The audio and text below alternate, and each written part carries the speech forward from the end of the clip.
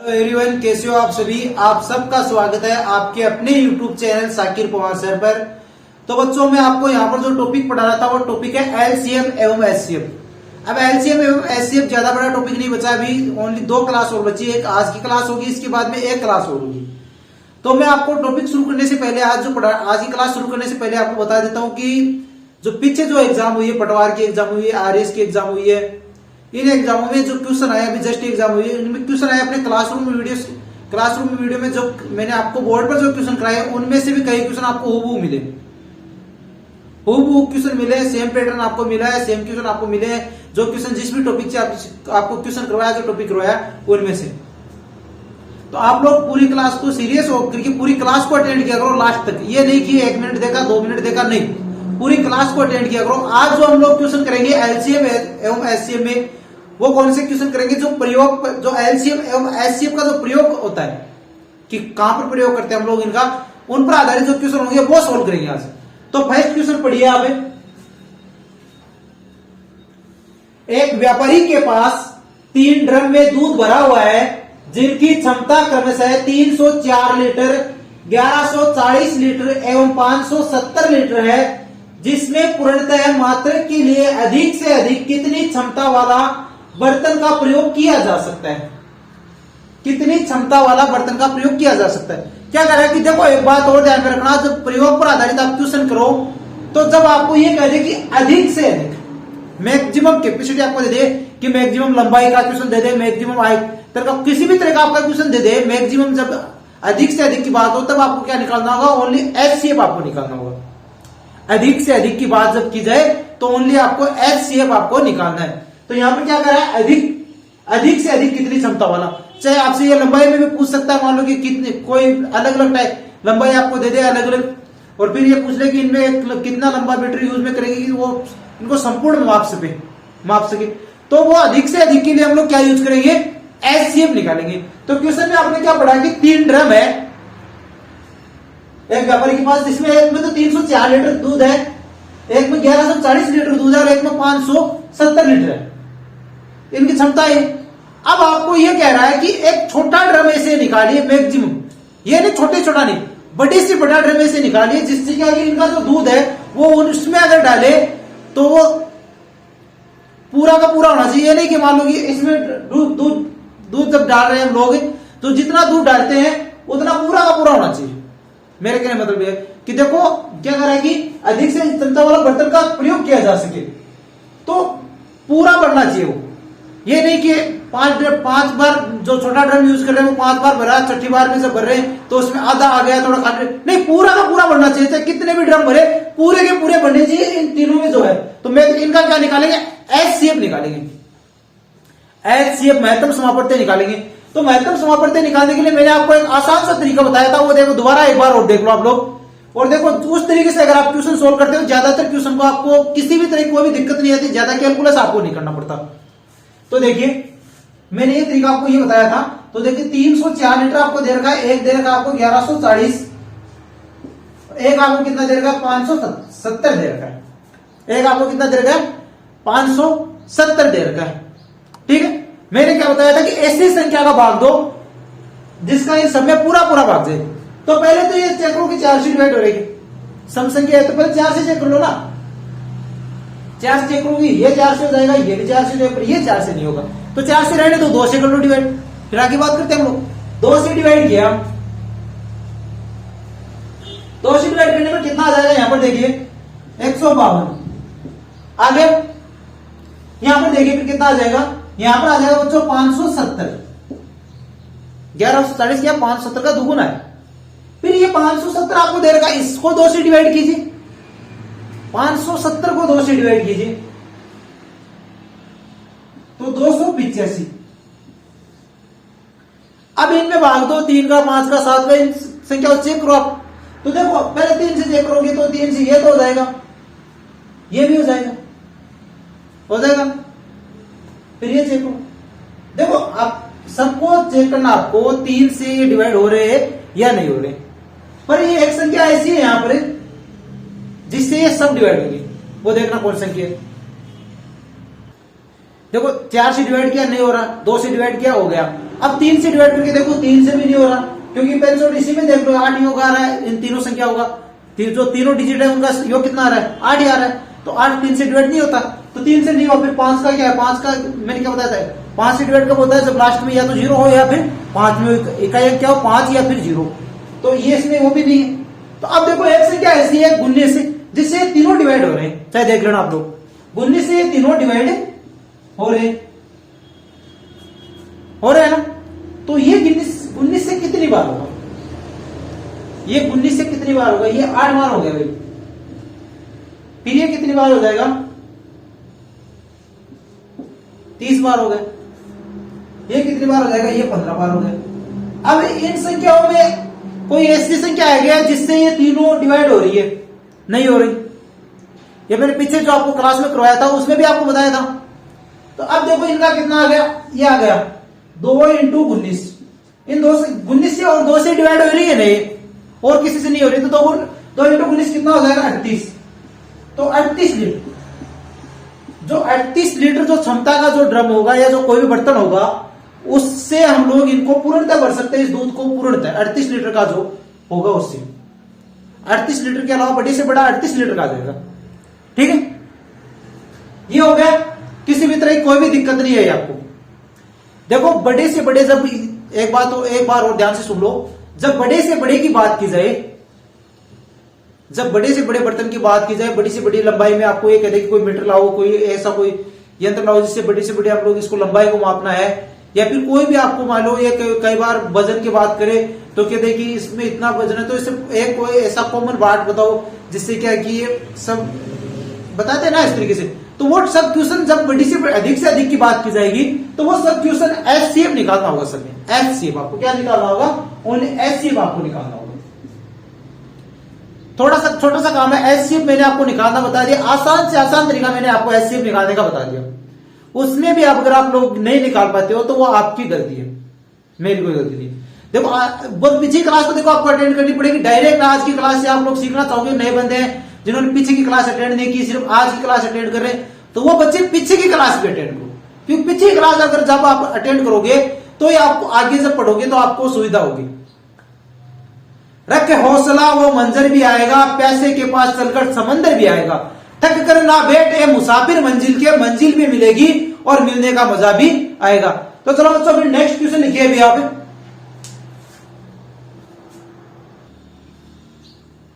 Question पढ़िए, एक कपड़ा व्यापारी के पास 3 कपड़े का टुकड़ा है जिसकी लंबाई क्रमशः 84 मीटर, 112 मीटर, 184 मीटर है, जिसे पूर्णतः नापने के लिए अधिक से अधिक लंबाई कितनी होनी चाहिए।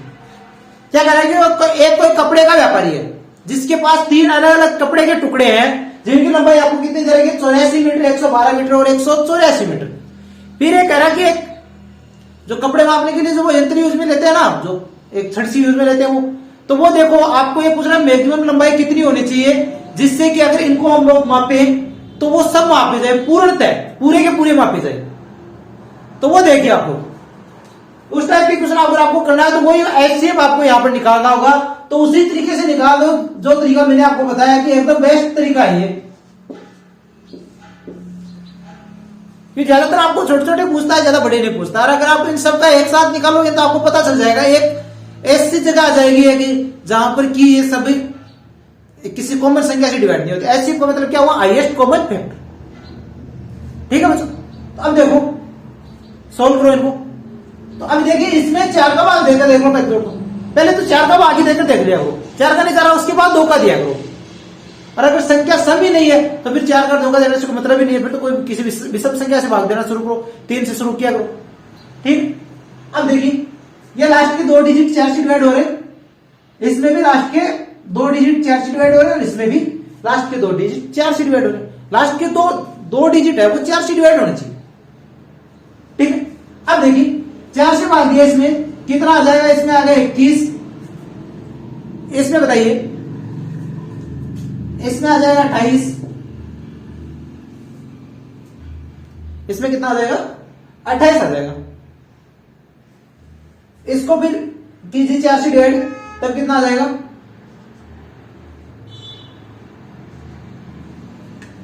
46 आ गया।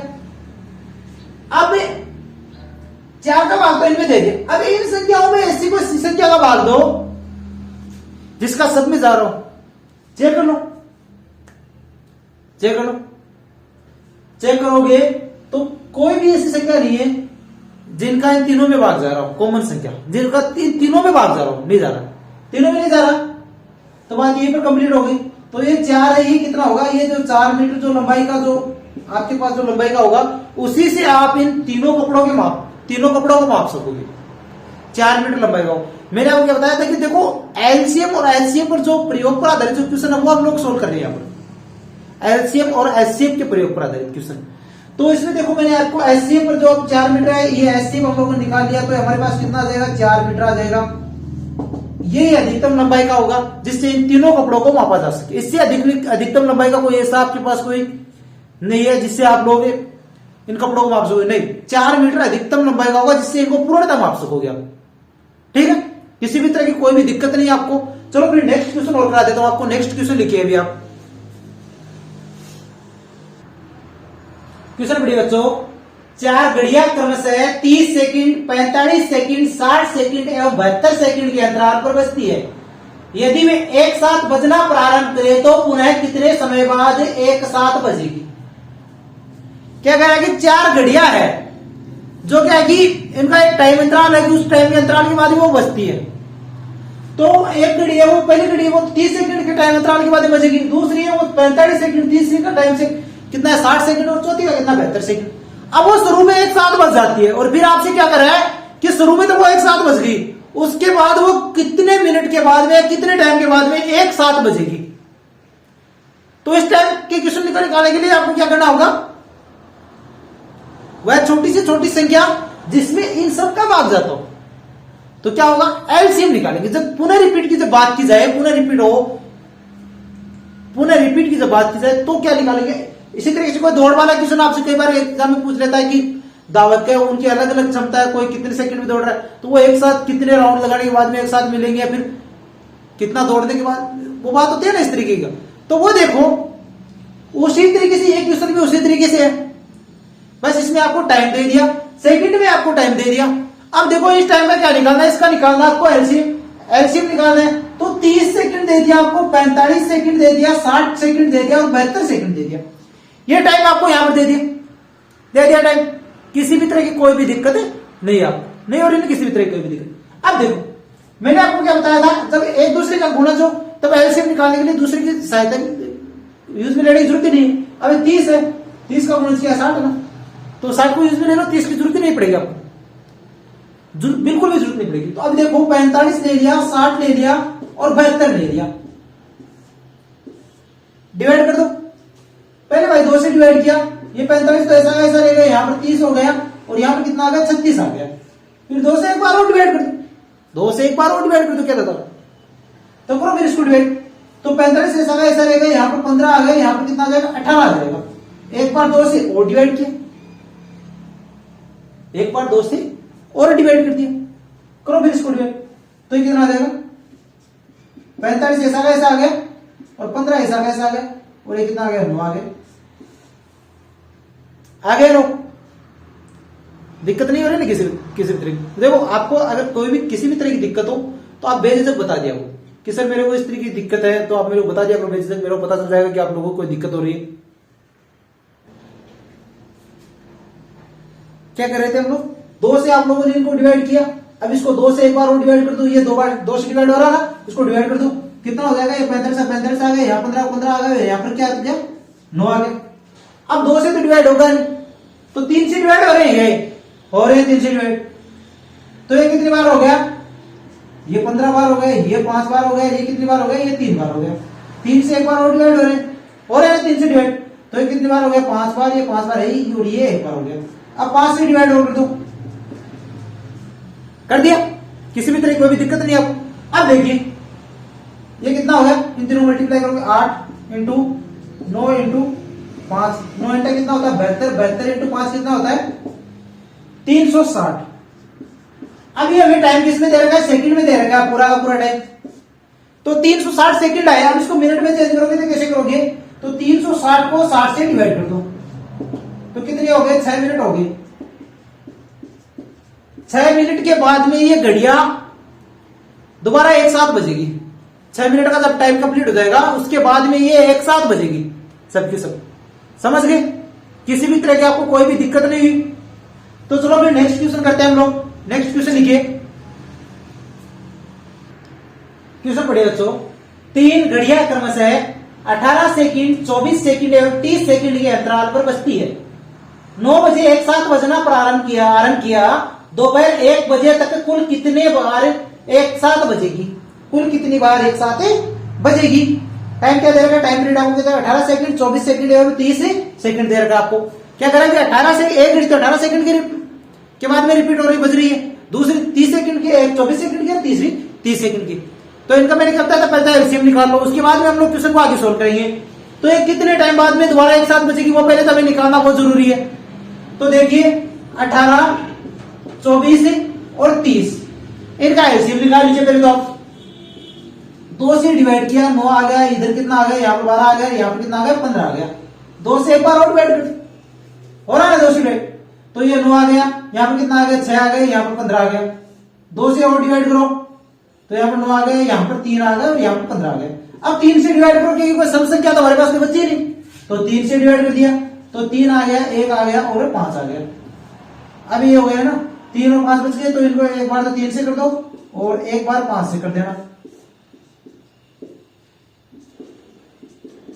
अब एक बात और ध्यान रखना, जब निश्चित ऐसी संख्या आ जाए जो कि किसी सेम संख्या से डिवाइड नहीं होती है तो भी आपको आगे गुणा भाग देने की जरूरत नहीं है। बस बताए आपको यहाँ पर भी आप लोग रुक सकते थे, क्यों 3 और 1 5 ही है, किसी सेम संख्या 3 और 5 किसी सेम संख्या से डिवाइड नहीं हो रही है, एक को छोड़ करके, तो इनको आपस में मल्टीप्लाई कर सकते थे आप।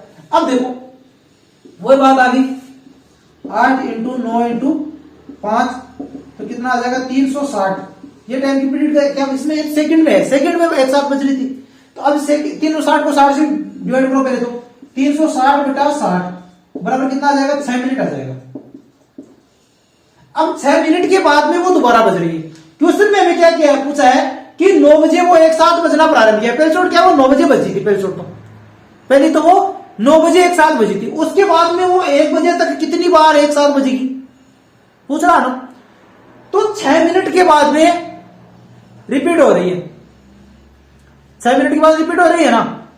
तो अब देखो 9 से 1 के बीच में कितने घंटे हो गए, 4 घंटे हो गए। तो 4 इंटू 60 बटा 6 कितना हो गया, 40 बार तो ऐसे रिपीट होगी। अब 9 बजे भी बजी थी, 1 बजे भी बजेगी, तो 1 और जोड़ दो इसमें, 40 प्लस 1 ये जोड़ना, 9 बजे से वो इसमें इंक्लूड नहीं हुआ तो वो इसमें जोड़ दिया हम लोगों, तो कितनी बार बजेगी, 41 बार बजेगी। एक साथ कितनी बार बजेगी, 41 बार बजेगी। ये जोड़ना जरूरी है क्योंकि ये टाइम तो 9 बजे से लेकर के, अब देखो ये टाइम जो है वो 9:00 से लेकर के 1 यहां तक का, ये 4 घंटे तो ऐसे ही हुई, इसमें 4 घंटे में 40 बार बोल रही है, तो वो 1 बजे भी बोलेगी, 9 बजे बोलेगी। तो हम लोगों को जो 4 घंटे है उनमें ये टाइम नहीं हुआ, तो ये टाइम इसमें अब इसमें जो एक साथ बजी थी वो एक बार ये भी हो गया, और इसके बाद में जो बजेगी 9:01 के बाद में लेकर के जो आगे तक 9 बजे तो एक बार बचेगी, उसके बाद में जब बजेगी तो वो 40 बार बजेगी। समझ गए? तो 40 प्लस कितना बार हो गया, 41 बार हो गया टोटल। हो गया। अब नेक्स्ट क्वेश्चन, एक क्वेश्चन और कीजिए, उसके बाद आपको एक क्वेश्चन आपको कमेंट में जिसका आंसर आपको देना है वो क्वेश्चन आपको लिखाया जाएगा, उसका आप सब बच्चे कमेंट में आंसर देना ईमानदारी से। अब एक क्वेश्चन मैं आपको और करा देता हूं, उसके बाद में आज की क्लास यहीं पर कंप्लीट होगी। तो एक क्वेश्चन और लिखे, सब क्वेश्चन इंपॉर्टेंट है, एग्जाम में पूछे जाने लायक क्वेश्चन है। एग्जाम में अगर आपको ऐसे क्वेश्चन पूछता है तो आपको अगर ये तरीका याद है तो आप आसानी से सोल्व कर पाते हो। अगर आपको ये तरीका याद नहीं है तो आप वहां पर घबरा जाओगे। और टेलीग्राम चैनल को भी ज्वाइन कर लो, जिसकी लिंक वीडियो के डिस्क्रिप्शन में दिए।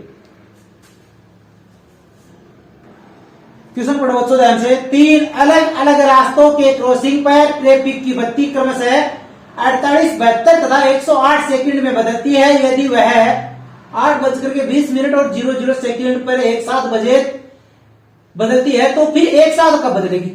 क्या कर आपको कि 3 ट्रैफिक की जो बत्तियां हैं अलग अलग रास्तों क्रॉसिंग पर कोई बत्ती है, वो क्या है कि एक बत्ती तो 48 सेकंड के बाद में बदल रही है, दूसरी 72 सेकंड के बाद बदल रही है, तीसरी 160 सेकंड 160 नहीं 108 सेकंड के बाद बदल रही है। तो आपको यह बताना है कि वो 8:20 और 00 सेकंड पर एक साथ बदली। तो अब नेक्स्ट बार वो कितने टाइम बाद कितने बजे वो बदलेगी, यह टाइम आपको बताना है, वो टाइम आपको बताना है।